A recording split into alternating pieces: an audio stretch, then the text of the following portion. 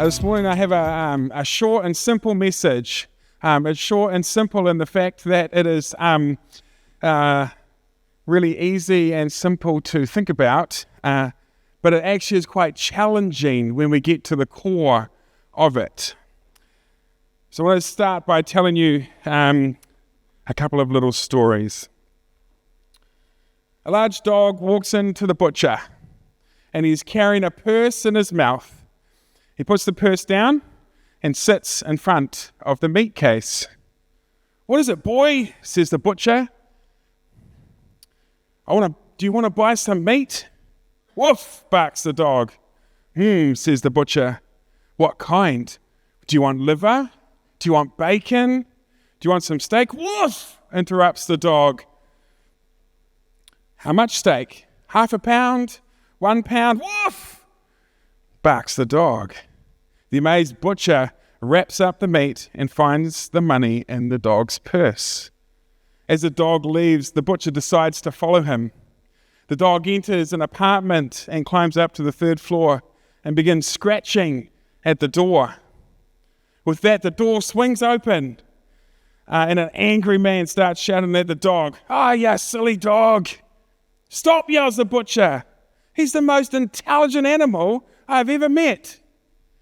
"Intelligent," says the man. "This is the 3rd time this week he's forgotten his key." Now this man, he wasn't very thankful for his dog. Contrast to that, I read a little story this week about a lady named Pam. She used to work in downtown Chicago. Every morning she encountered a middle-aged woman in shabby coat, and she was soliciting spare change in front of an old brick church. She greeted everyone with a smile and a pleasant "good morning." Pam almost always gave her something. After almost a year of this routine, however, the woman in the shabby coat disappeared. Pam had wondered what had happened to her. Then one beautiful day, she was in front of the church again, still wearing the same shabby coat. As Pam reached into her purse for the usual donation, the woman stopped her. "Thank you for helping me all of those days," she said. "You won't see me again because I have a job." And with that, she reached into a bag and handed Pam a wrapped package. She had been standing at her old spot, waiting not for a handout, but for the people she recognized so that she could give each of them a donut. She was thankful. To clear the tears from my eyes, sorry. Today, I want to talk to us about the virtue of thankfulness and the thankfulness in our relationship with God. In a world full of distractions, in a world full of challenges, it's easy to lose sight of the many blessings that surround us. Yet even in the midst of difficulties, cultivating the spirit of thankfulness can transform our outlook on life, and it can deepen our connection with God. I want to look at gratitude as a spiritual discipline, thankfulness as a spiritual discipline. Gratitude or thankfulness is not merely a fleeting emotion. It is a spiritual discipline that requires practice and intentionality. Just as we exercise our bodies, I played a game of hockey yesterday and I'm a bit sore, but just as we exercise our physical bodies, we must also exercise our hearts and our minds to stay spiritually grounded. Through prayer, through meditation, and reflection on God's goodness, we can train ourselves to see the abundance of blessings in our life, both big and small. I share with you another story. I heard of a fellow who wished to dispose of his home. He called the real estate agent and said, I want to run an ad in the paper to sell my home. Get rid of it as quickly as you can. I'm tired of this old place. The agent said, tell me something about your home so I can run a really good ad for you.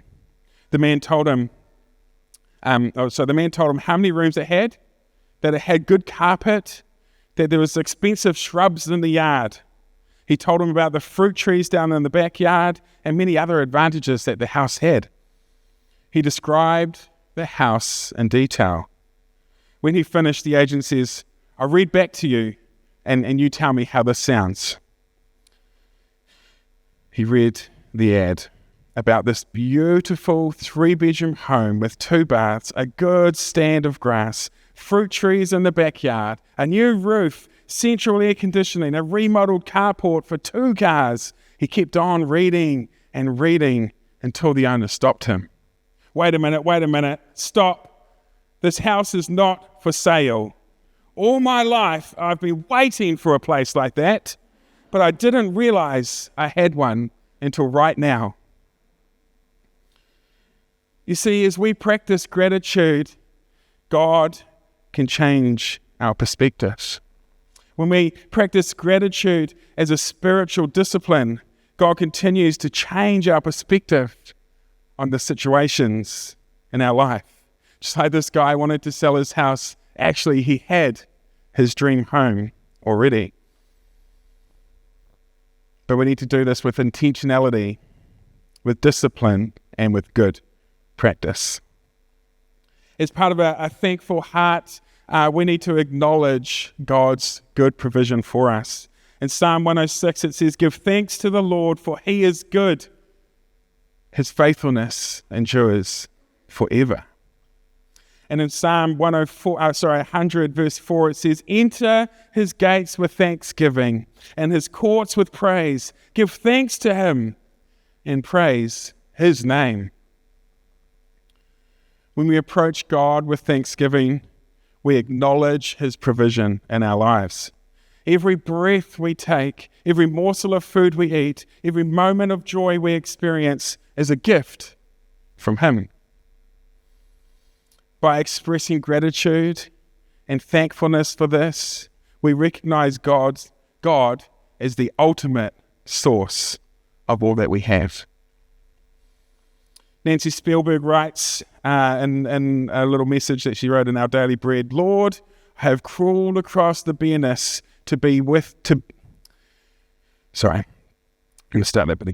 Lord, I crawled across the bareness to you with my empty cup, uncertain and asking any small drop of refreshment from you. If only I had known better, I'd have come running with a bucket.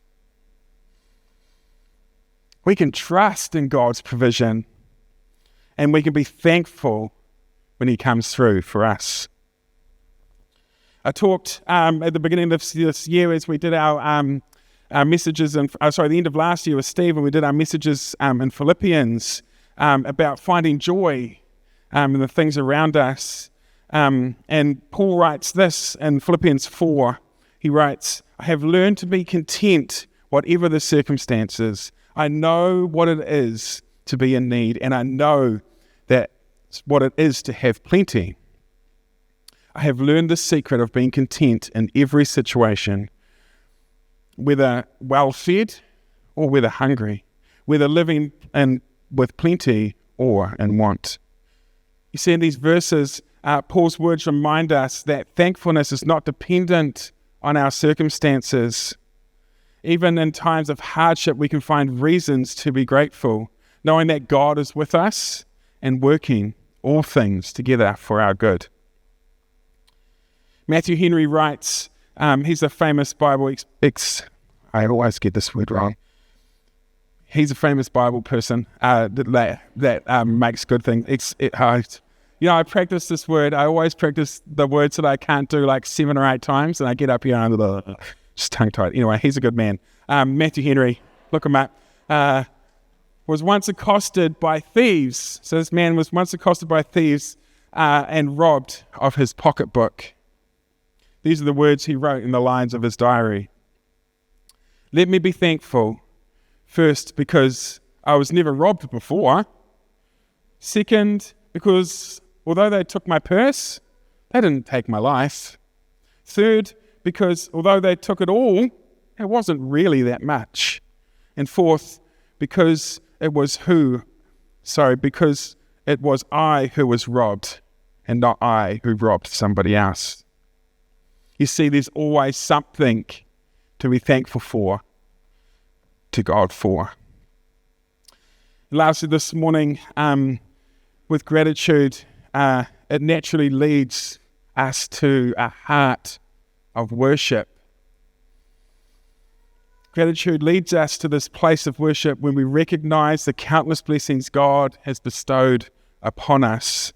Our hearts overflow with praise. Our hearts overflow with adoration to the provider, to God. Through songs of worship, through prayers, through thanksgiving, through acts of service, we express our gratitude to God for His faithfulness and His goodness. You see, worship doesn't just become a Sunday morning ritual, but a way of life. A continual offering of thanksgiving to the one who deserves all honor and all glory and all praise. So these words are easy to say, but they're hard to live by. This morning, or last night, my boy got sick again. And I didn't have much to be thankful for in that moment because it was hard work. I just got back from a game of hockey. Like I said, I was a bit sore. He was unwell. And what we know from that is that it's a flow-on effect. It's 48 hours from his symptoms before he can go back to kindy, which means it puts pressure on Wendy and I. We've got appointments and stuff this week that we need to keep. I wasn't very thankful. I actually approached God with this mentality of going, why? We've just had 3 weeks of stomach bugs. We've just dealt with all of this. Why again, God? But you know what? I just needed to come. And this morning, as I was sitting praying again over my message of thankfulness that I'd written during the week, God reminds me of the good things that I have. I'm thankful that he didn't get admitted to hospital. I'm thankful that I have a wife who supports me to become and be able to share in this platform, in this stage. I'm thankful for the love and support of our church congregation to come in to encourage and to build us up. There's so much to be thankful for, even in the midst of what I have. So this morning, I would like us to pause, and I'd like us to give thanks. Thanks, Dean. No, it's just one of them. This morning I'd love for us to pause and to give thanks. I would love for us to think about what we can be thankful to God for. Do we have a really long list? Or are you like me this morning and you are struggling to think of even one thing to be thankful for? In these next moments, we're going to play a song shortly. I'd love us to bring our thanksgiving to God. This morning, do you need God to help change your perspective?